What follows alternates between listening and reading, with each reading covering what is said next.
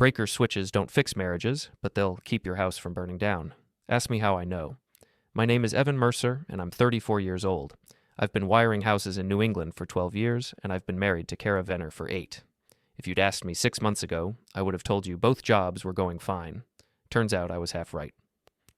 Before we dive deeper into this story, I have one small request.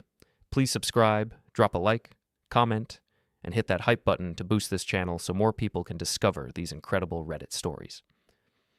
The first real crack showed up on a Tuesday night in October, sitting around Kara's parents' dining room table. Her mother, Bridget, had made her famous pot roast, and her father, Pat, was telling stories about his days as a cop.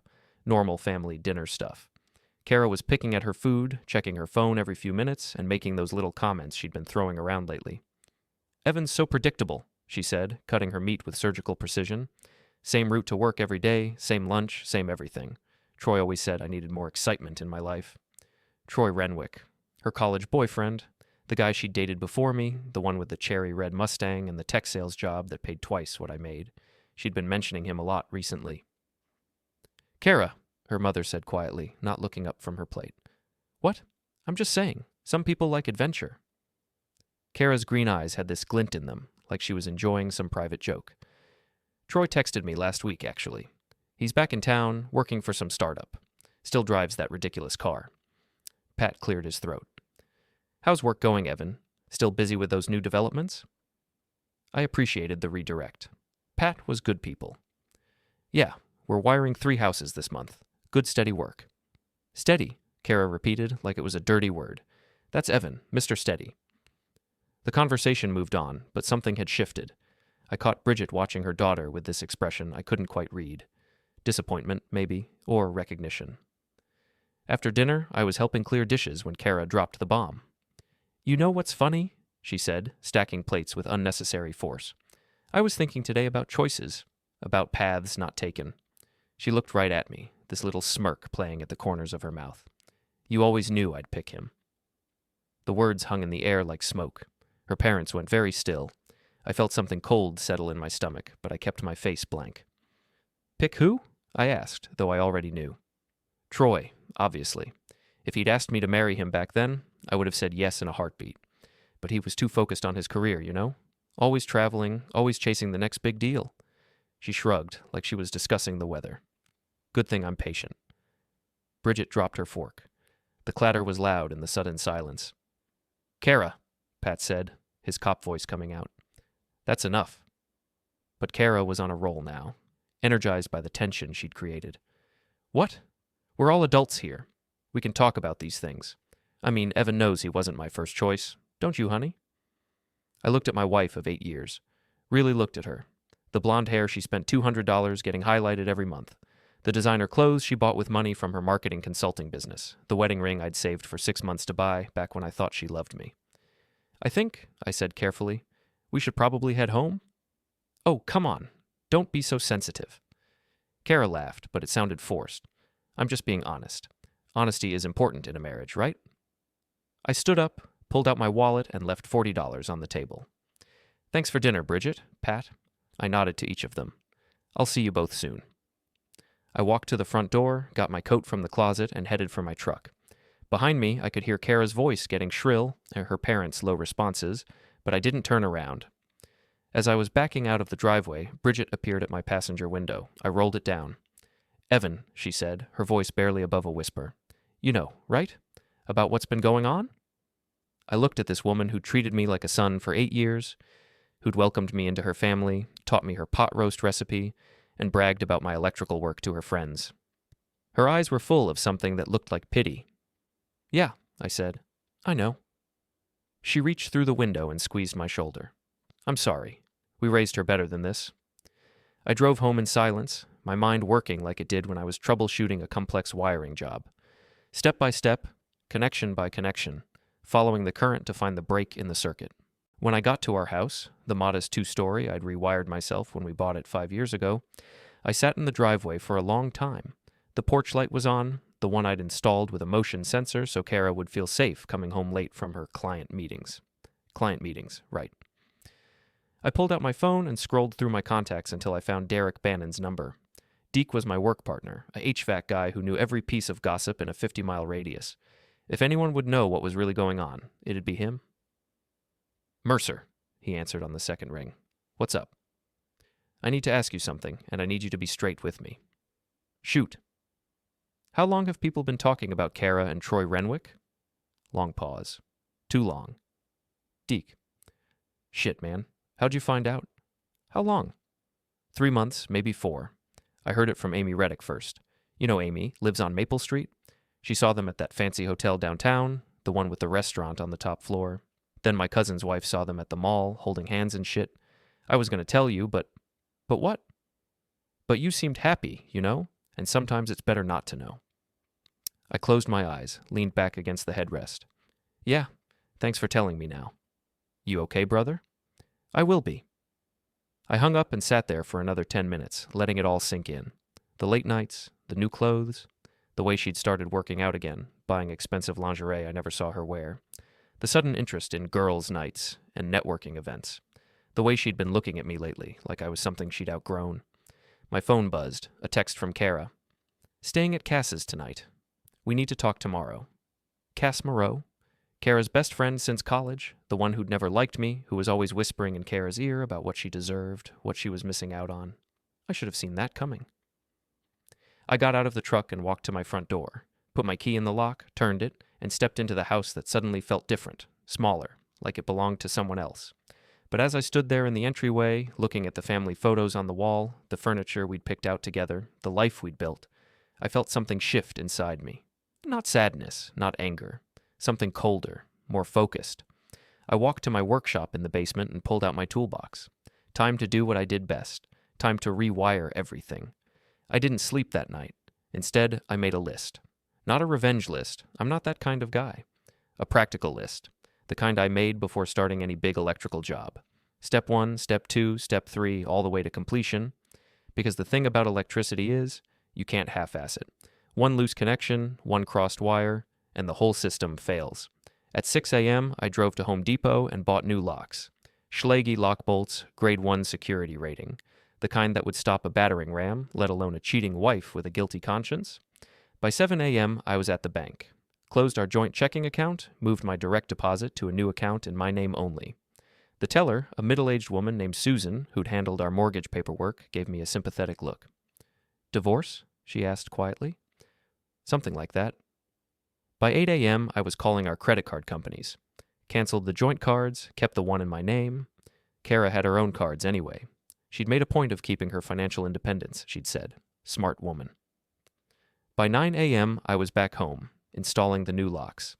It's funny how therapeutic manual work can be when your world is falling apart. The familiar weight of tools in my hands, the satisfaction of metal sliding into place, the solid click of tumblers aligning. These were problems I could solve. My phone rang while I was working on the back door. Kara's ringtone, "Girls just want to have fun," which used to make me smile. Now it sounded like nails on a chalkboard. "Hey," she said when I answered. "I'm coming home around noon. We really need to talk." "Okay." "That's it? Just okay?" "What else do you want me to say?" Pause. I could hear voices in the background, probably Cass coaching her through the conversation. "Look, I know last night was... I said some things I shouldn't have said. I was just feeling frustrated, you know? Like we're stuck in a rut." "Uh-huh." "Evan, are you even listening to me?" "I'm listening." "Well, say something." I tested the new lock bolt, turned the key both ways. Perfect fit. "I'll see you at noon." I hung up and went back to work. At 10 a.m., I started moving Kara's things out of the house. Not everything, I'm not a monster, but the obvious stuff. Her clothes from our bedroom closet, her toiletries from the bathroom, her laptop from the home office, her collection of self-help books about living your best life and following your passion. I packed everything neatly in cardboard boxes I'd grabbed from work, and because I've always been detail-oriented, I labeled each box with a black Sharpie. Clothes, size 6, was size 8 before the affair. Toiletries, including birth control pills, which explains a lot. Books, Eat, Pray, Leave Your Husband, Miscellaneous Lies, and Broken Promises. By 11:30, I had 12 boxes stacked neatly on the front porch. I sat on the steps next to them, drinking a beer and waiting. At 11:45, Troy's red Mustang pulled up across the street. He didn't get out, just sat there with the engine running, probably waiting to see how the conversation went. I raised my beer in his direction. He ducked down like I couldn't see him. Kara's white Honda Civic turned the corner at exactly noon. She was always punctual, I'll give her that. She parked in the driveway, got out, and walked toward the front door like she owned the place, which technically she didn't. The house was in my name, bought before we got married. Another one of those practical decisions that seemed unromantic at the time, but looked pretty smart now. She made it halfway up the walkway before she noticed the boxes. Stopped, stared at them, read a few of the labels. I watched her face go through several expressions: confusion, disbelief, anger, and finally something that might have been panic. "What the hell is this?" she said. "Your stuff." She tried the front door handle. It turned, but the door didn't open. Tried again, putting her shoulder into it. Nothing. "Evan, open this door right now." "Can't do that." "What do you mean you can't? I live here." "Not anymore." She spun around to face me, her cheeks flushed red. "You can't just lock me out of my own house." "Actually, I can. It's my house. Check the deed if you want." "This is insane. You're acting like a crazy person." I finished my beer, set the bottle down on the step. "Am I? Because from where I'm sitting, I'm acting like a guy who found out his wife's been screwing her ex-boyfriend for 4 months. The color drained from her face. "I don't know what you're talking about." "Troy's parked right across the street, Kara, in that ridiculous red car. You want to keep pretending, or should we just skip to the part where you tell me how it's all my fault?" She glanced over at the Mustang, then back at me. I could practically see her mind racing, trying to figure out how much I knew, how much I could prove. "Okay," she said finally. "Yes, I've been seeing Troy, but it's not what you think." "Really? What is it then?" We're just friends. Old friends. We talk sometimes, have coffee. It's completely innocent." "Innocent friends book hotel rooms together?" Her mouth opened and closed like a fish. "How did you—" "Your mom told me last night. Well, she asked if I already knew. Turns out half the town's been talking about it." I stood up, dusted off my jeans. "The other half probably knows by now, too." "What do you mean?" I pulled out my phone, showed her the screen. "I sent some screenshots to a few people this morning.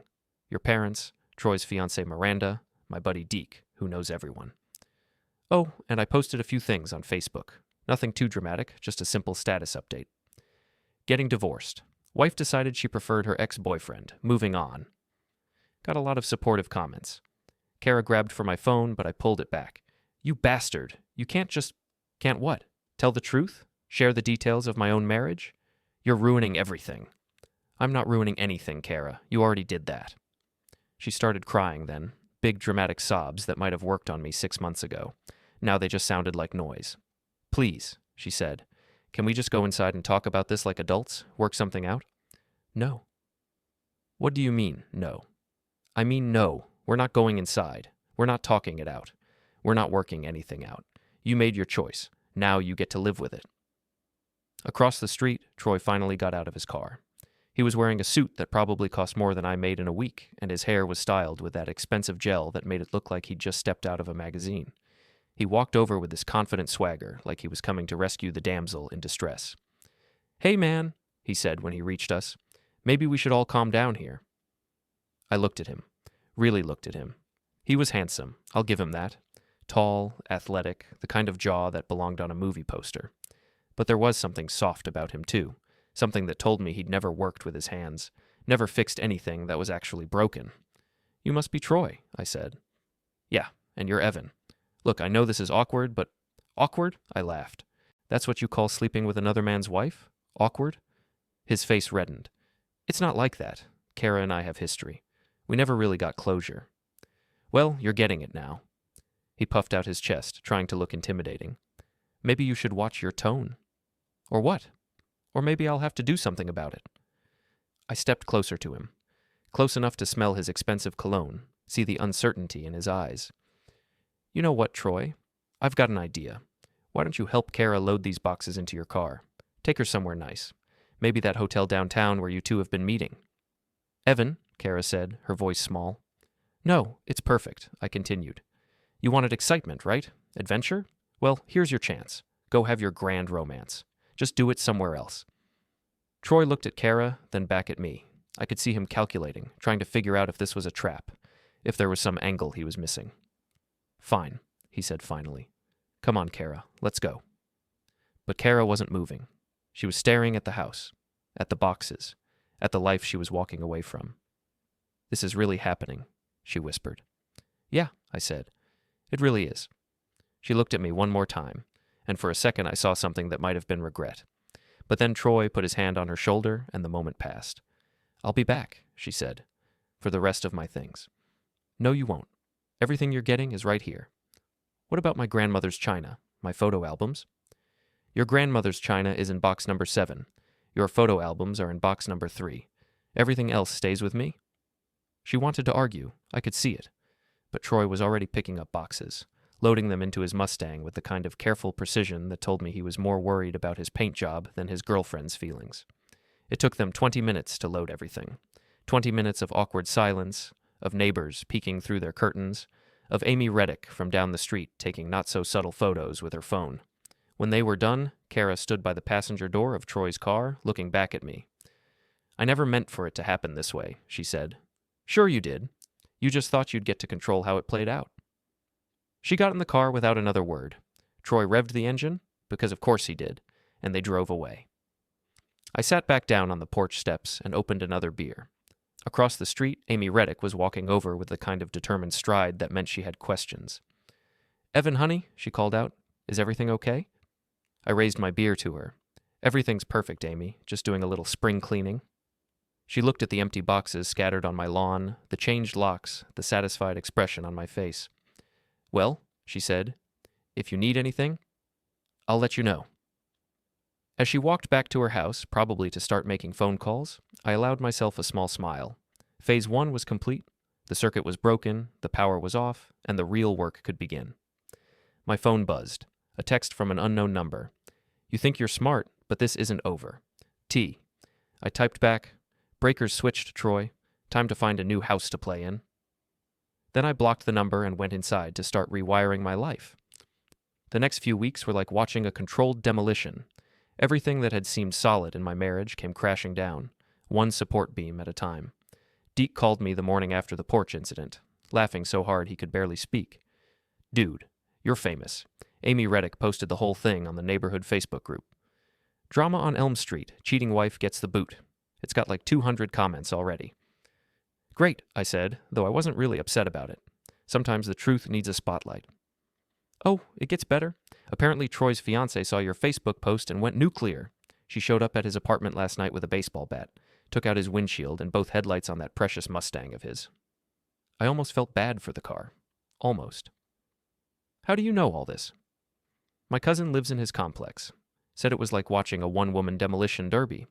The cops showed up, but Miranda was long gone by then. Left a note on his door that said, "Closure complete, asshole." I had to admit, I liked Miranda's style. Work was busy that week, which was good. Staying busy kept me from thinking too much about the 8 years I just flushed down the drain.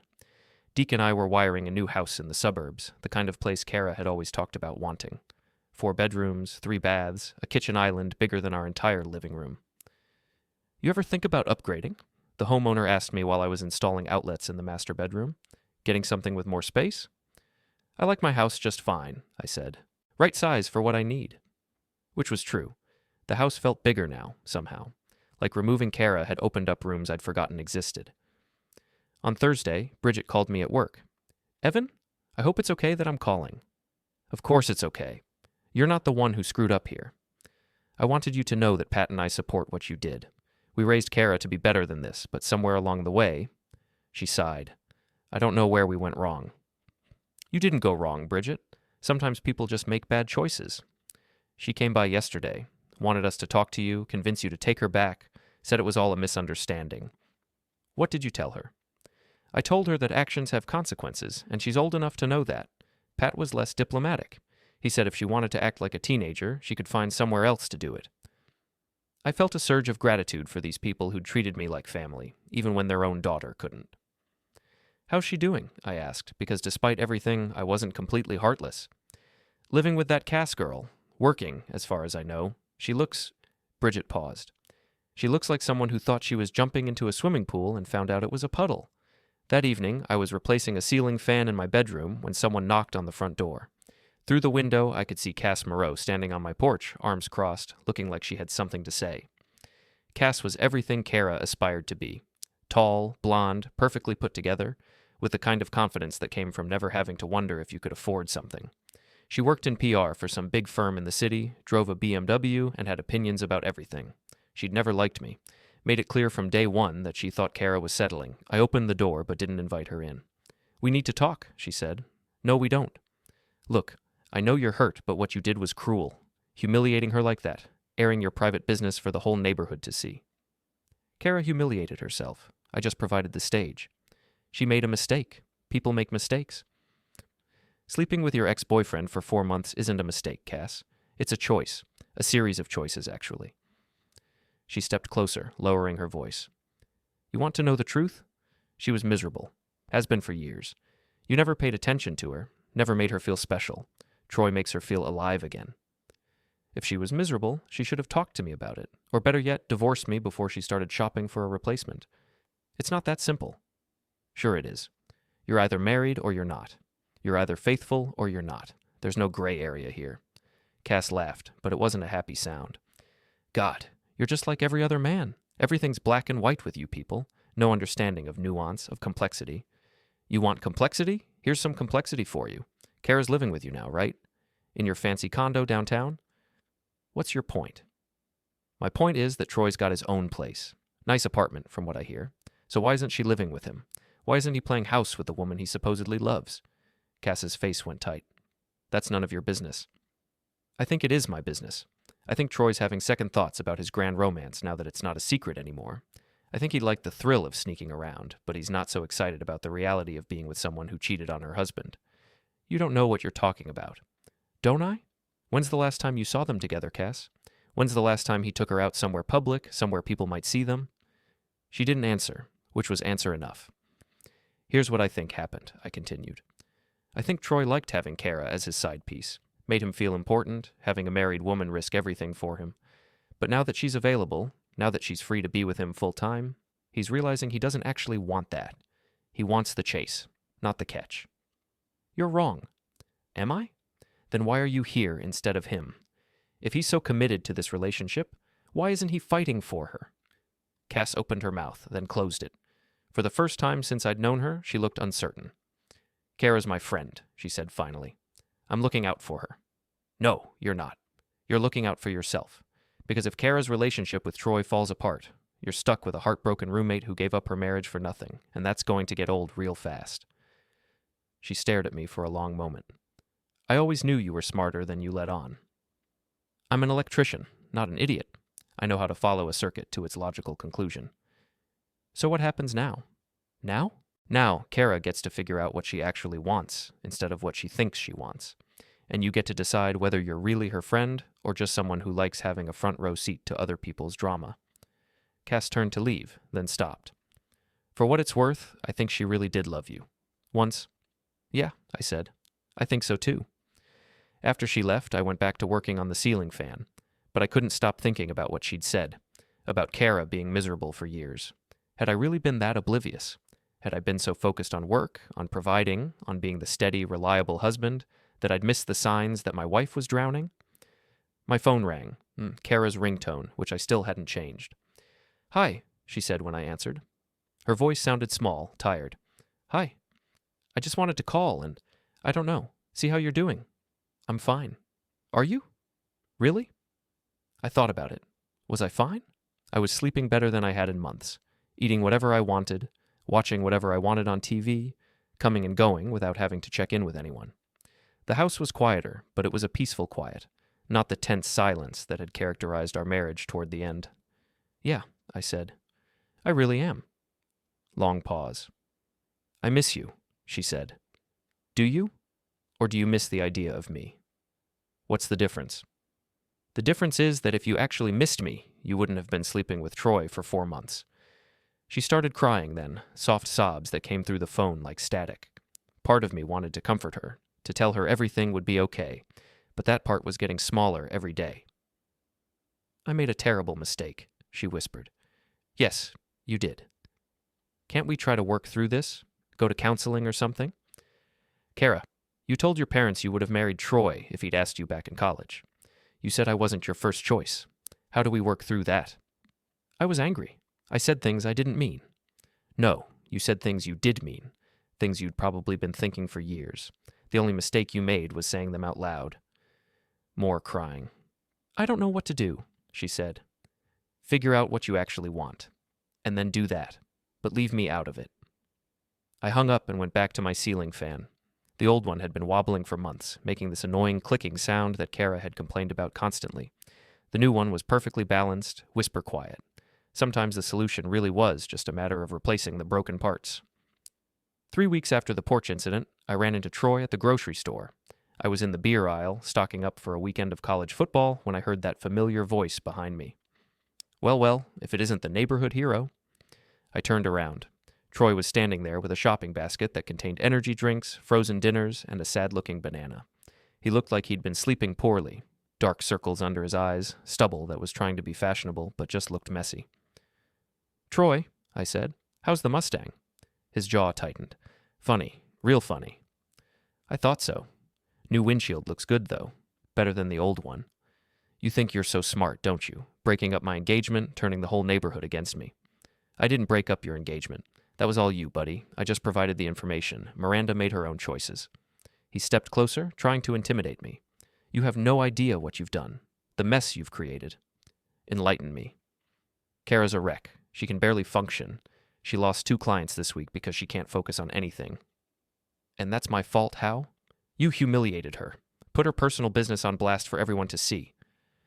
I grabbed a 12-pack of beer, set it in my cart. Her personal business was sleeping with you while married to me. That stopped being personal the moment she made that choice. She loves me. Does she? Because from what I hear, you two aren't exactly living the fairy tale.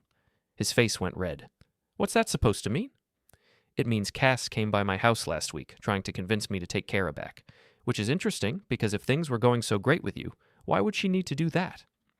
Troy didn't answer, just stood there clenching his fists. Let me guess, I continued. The thrill is gone, right? It was exciting when she was forbidden fruit, when you were stealing her away from her boring husband. But now that she's available, now that she wants to build a life with you, it's not as fun anymore. You don't know what you're talking about. Don't I? So when are you moving in together? When's the wedding? Hell, when's the last time you took her out somewhere nice instead of meeting in hotel rooms? He was quiet for a long moment, staring at the floor. It's complicated, he said finally. No, it's not. You wanted to play with someone else's wife, and now you're dealing with the consequences. The only difference is, I'm not the one suffering anymore. You are. I started to walk away, but he grabbed my arm. This isn't over, he said. I looked down at his hand on my arm, then back up at his face. Yeah, it is. You just haven't figured it out yet. I pulled free and walked away, leaving him standing there in the beer aisle looking like a man who'd just realized he'd bet everything on the wrong horse. That weekend, Amy Reddick threw her annual block party. Every year, she'd set up tables in the street, string lights between the trees, and invite the whole neighborhood for food and gossip. Usually, I'd make an appearance, eat some potato salad, and slip away when the conversation turned to local politics or whose lawn needed work. This year was different. Evan? Amy called out when she saw me walking over with a cooler full of beer. There's our celebrity. I'd become something of a local legend, apparently. The guy who'd handled his cheating wife with style and dignity. Several of the neighbors came over to shake my hand, tell me I'd done the right thing, share stories about their own relationship disasters. My first husband cheated on me with his secretary, said Mrs. Patterson from 3 houses down. Took me 2 years to find out. Wish I'd handled it as well as you did. What you did took guts, added Jim Morrison, the guy who owned the auto shop on Main Street. Most men would have just gotten drunk and started throwing punches. I was talking to Jim about his latest project, restoring a 1967 Camaro, when I saw Troy's Mustang turn the corner. He drove slowly down the street, looking at the party, at all the neighbors who were now firmly on my side. He didn't stop. But 10 minutes later, Cass showed up. She walked over to where I was standing, looking uncomfortable but determined. Can I talk to you for a minute? She asked. We walked to the edge of the crowd where the music was quieter. How's Kara doing? I asked. Not great. She's been crying a lot. Barely eating. She keeps talking about how she threw away the best thing in her life. If she thought I was the best thing in her life, she had a funny way of showing it. Cass sighed. Look, I owe you an apology. I was wrong about you. I always thought you were, I don't know, boring. Safe. I thought Kara deserved someone more exciting. And now? Now I think exciting is overrated. Troy's exciting, all right. Exciting like a car crash. What happened? He's been pulling away ever since the engagement thing blew up, making excuses not to see her, not answering her calls. Yesterday she went to his apartment to surprise him, and he wasn't there, but his neighbor said he'd been home all day. Ouch. She finally gets it now. He wanted her when she was unavailable, but now that she's free... Cass shrugged. He's already looking for the next challenge. That's rough, but it's not my problem anymore. I know, I'm not asking you to fix this. I just thought you should know that she understands now. What she lost. What she threw away. I looked across the street at my house. The porch light was on, the lawn was freshly mowed, everything neat and tidy.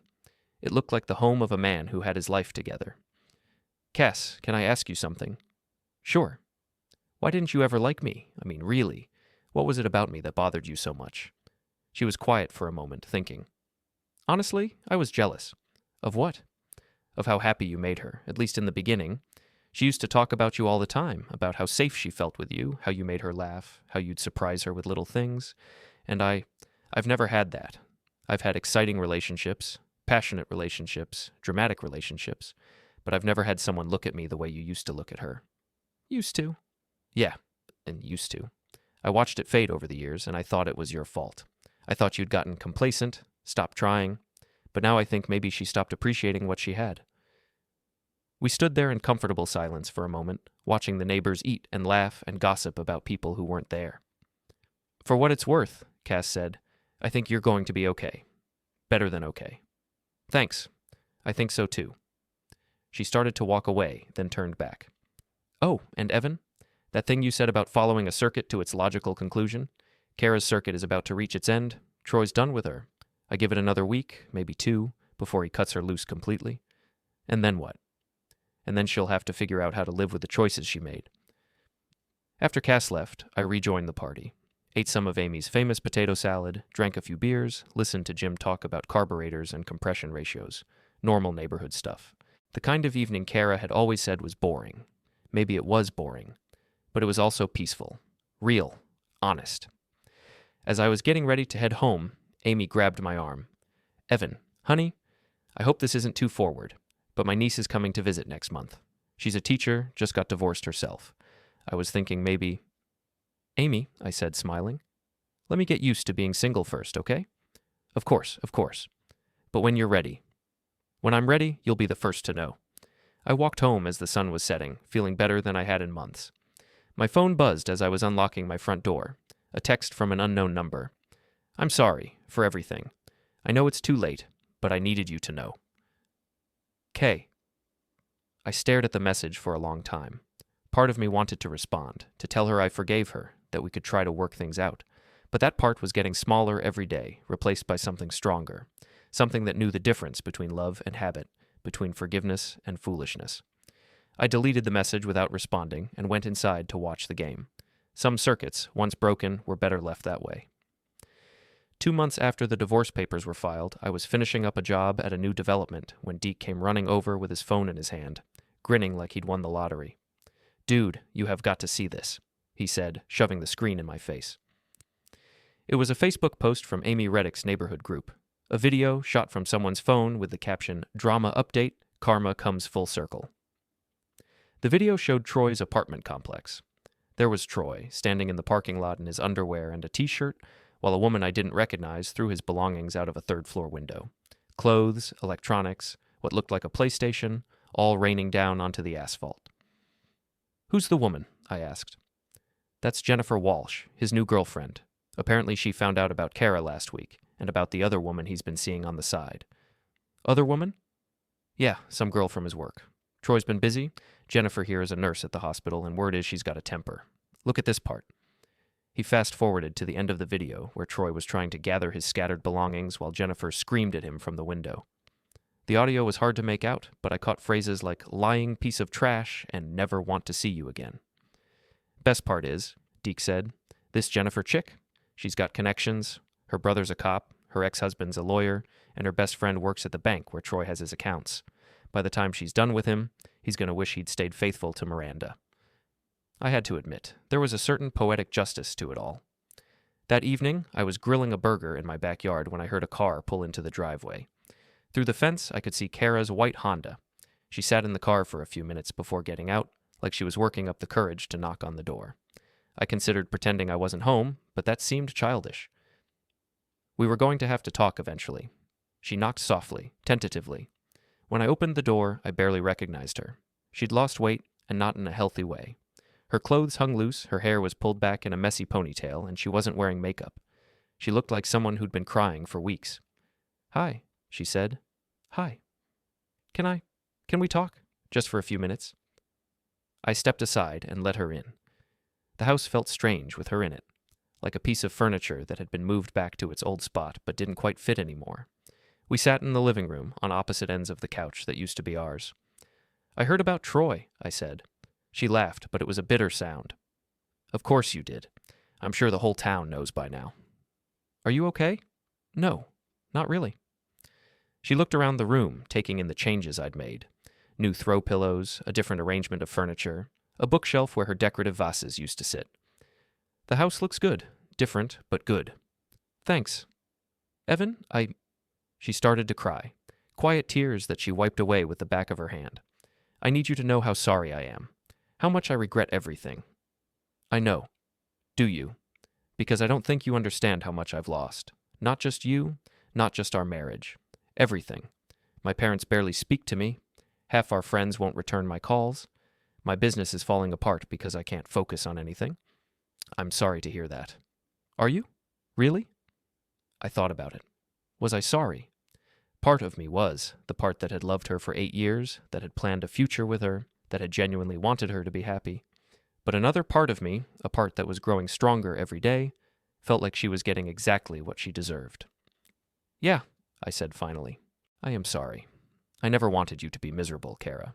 I just wanted you to be honest." I was so stupid, so incredibly, unbelievably stupid. She turned to face me fully. Troy was everything I thought I wanted. Exciting, spontaneous, passionate, but he was also selfish and immature and... She shook her head. "He never loved me, not really. He just liked the idea of taking something that belonged to someone else." "When did you figure that out?" "Gradually. Little things at first. He never wanted to go anywhere we might run into people we knew. He'd cancel dates at the last minute. He never talked about the future, about us building something together. And then, after you found out, after everything became public, he started pulling away completely." "I'm sorry." "The worst part is, I knew. Deep down, I knew he wasn't serious about me. But I told myself it was just because the situation was complicated, because he needed time to adjust. I made excuse after excuse, because admitting the truth would have meant admitting that I'd thrown away my marriage for nothing." We sat in silence for a while. Outside, I could hear kids playing in the street, someone mowing their lawn, the normal sounds of suburban life continuing on. "Can I ask you something?" Kara said. "Sure." "When did you stop loving me?" The question caught me off guard. I'd been expecting her to ask if we could try again, if there was any chance of working things out. "I don't know if I have stopped loving you," I said honestly, "but I stopped trusting you, and I stopped liking who you became." "Who I became? Mean, critical, always looking for something to complain about, something that wasn't good enough. I felt like I was walking on eggshells in my own house, like nothing I did was ever right." She nodded slowly. "I was angry. At you, at myself, at our life. Everything felt so predictable, so safe. I wanted..." She searched for the words. "I wanted to feel alive again, like I was still young, still attractive, still capable of inspiring passion in someone." "You could have talked to me about that. We could have worked on it together." "I know. But talking about it would have meant admitting that the problem wasn't you, it was me. It was easier to blame you for being boring than to face the fact that I was the one who'd gotten bored." I looked at this woman I'd been married to for 8 years, really looked at her, maybe for the first time in a long time. Under the exhaustion and the regret, I could still see traces of the person I'd fallen in love with. But that person felt like a stranger now. "What do you want, Kara?" I asked. "I want to go back. I want to undo everything and start over." "That's not possible." "I know, but I had to ask." She wiped her eyes again. "What I really want is for you to forgive me, not for my sake, for yours. I know what carrying anger around does to people. I don't want you to spend the rest of your life bitter about what I did." "I'm not bitter." "No?" "No, I'm disappointed. I'm sad about the time we wasted, the future we won't have. But I'm not bitter. Bitter would mean I was still invested in your choices, still letting them affect my happiness. I'm not doing that anymore. She smiled then, the first genuine smile I'd seen from her all evening. You sound different. Stronger. I feel different. Good, that's good. She stood up, smoothed down her shirt. I should go. I just wanted to see you one more time, to say what I needed to say. I walked her to the door. On the porch, she turned back to me. For what it's worth, you were a good husband. Better than I deserved. You deserved honesty, Kara. We both did. She nodded, got in her car, and drove away. I stood on the porch for a long time after she left, watching the sun set behind the trees. My phone buzzed with a text from Deke. Beer and pizza tonight? Game's on at 8. I typed back, on my way. As I was locking up the house, I realized something had changed. For months, I'd been waiting for some kind of closure, some final conversation that would make sense of everything that had happened. I'd thought I needed Kara to explain herself, to apologize, to somehow make it right. But standing there on my porch, keys in my hand, I realized I didn't need any of that. The closure wasn't something she could give me. It was something I'd been building for myself, one day at a time, one choice at a time. I got in my truck and drove to Deke's house, where we ate pizza and watched football and talked about work and weekend plans. Normal stuff. Boring stuff, maybe. But it was my stuff, my life, my choice. And for the first time in years, that felt like more than enough. 6 months later, I ran into Bridget at the grocery store. She looked older, tired, but she smiled when she saw me. Evan, how are you doing? Good, really good. How about you? We're managing. Kara moved back in with us for a while, but she got her own place last month. A little apartment downtown. How's she doing? Better. She's seeing a therapist trying to figure out how she got so lost. She's also thinking about going back to school, maybe getting her teaching certificate. That's good. She always liked kids. She asks about you sometimes, how you're doing, if you're seeing anyone. And what do you tell her? I tell her you're doing fine, and that it's none of her business. We both laughed at that. Pat and I want you to know that you'll always be family to us, Bridget said. What Kara did doesn't change that. Thank you. That means a lot. Are you seeing anyone? I don't mean to pry, but... Actually, yeah. Her name's Sarah. She's a teacher at the elementary school. We've been dating for a couple months now. That's wonderful. I'm so happy for you. As I drove home from the store, I thought about the conversation, about Kara, about the choices we'd all made, about the way life had a funny way of working itself out. Sarah was coming over for dinner that night. We were going to grill steaks and watch a movie, maybe work on the puzzle we'd started the weekend before. Simple stuff, boring stuff, some people might say.